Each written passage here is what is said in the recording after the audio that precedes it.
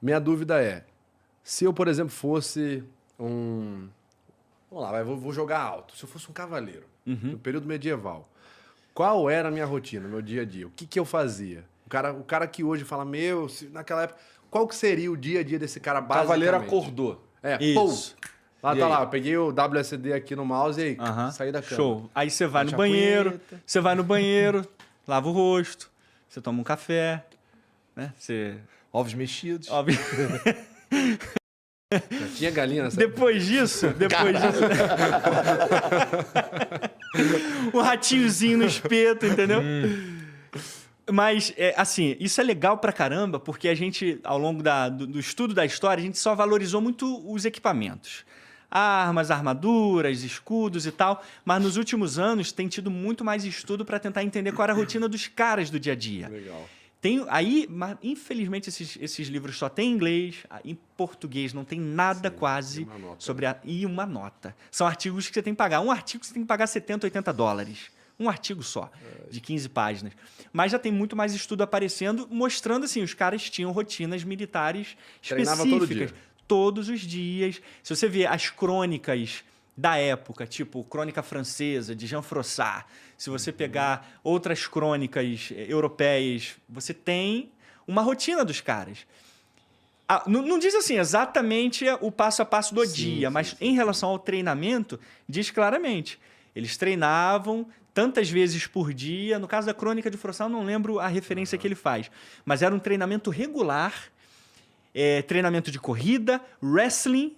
Isso a gente vê, inclusive, no Fiore, que os caras... o Ringen. Isso. Você também...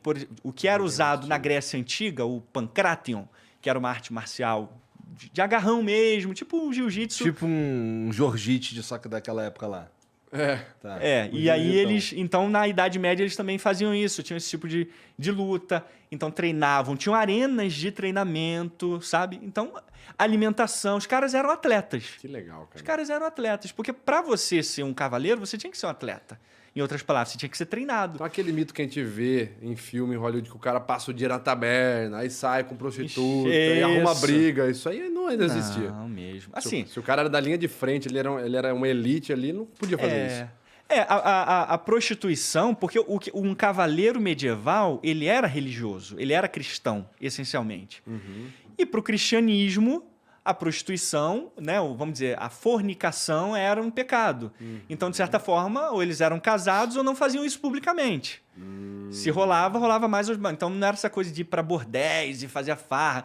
Isso eram mais pessoas, vamos dizer assim, a galera talvez camponesa, né, e assim por diante. Mas os caras tinham uma certa rotina. Como eu citei, o lance dos templários emprestou muito para esse lance da honra cavalheiresca durante a Idade Média. Entendi. Ô, Thiago, vamos supor assim, eu sou um cavaleiro do reino tal, você é de outro. O que acontecia pra gente sair na mão? Como que era o processo? Tipo, começava com quem, como, até chegar no momento que vamos se enfrentar. Qual que rolava? Pô, isso é maneiro demais, porque assim, a gente tem poucas batalhas medievais que eram planejadas. Você queria me enfrentar, eu sabia que você queria me enfrentar, então eu me planejava.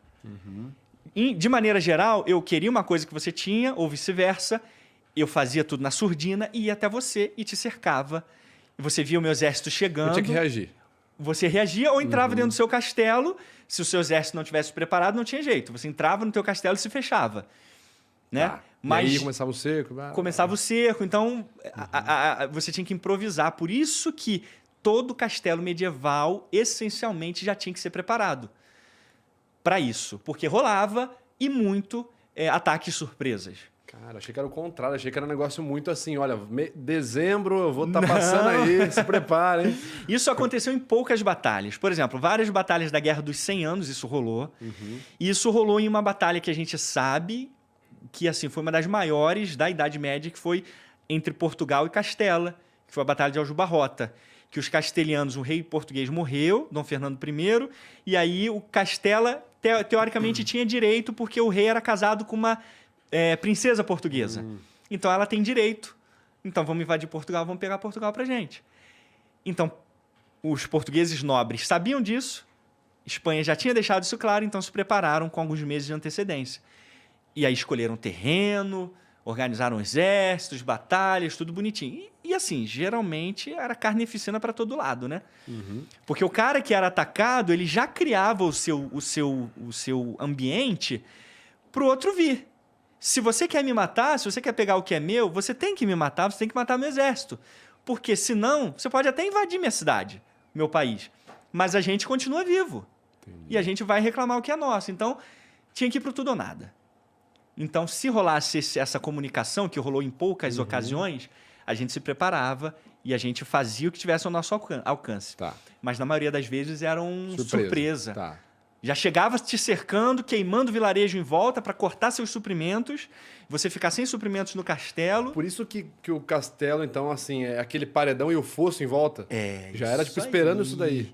Exatamente. Já na cara. maldade, já de Tipo, vagabundo. não, o cara vai colar aqui. Isso aí, Olha entendeu? só. De preferência um crocodilo lá, entendeu? Colocar um crocodilozinho na... Sério mesmo?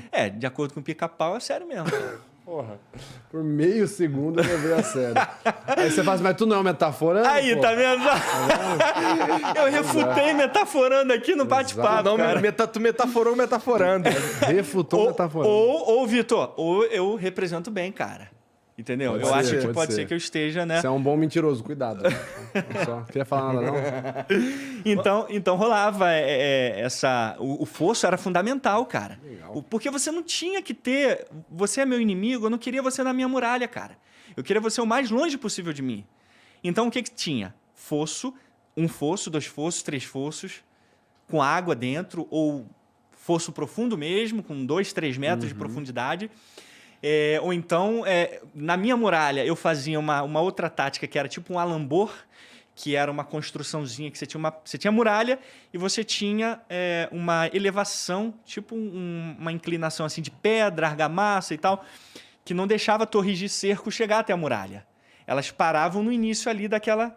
A muralha estava aqui e elas paravam aqui, não tinha como avançar mais. Entendi. Então você preparava tudo, cara. Tinha estoque de alimento dentro do castelo, tudo porque você sabia que alguma treta poderia rolar em algum momento.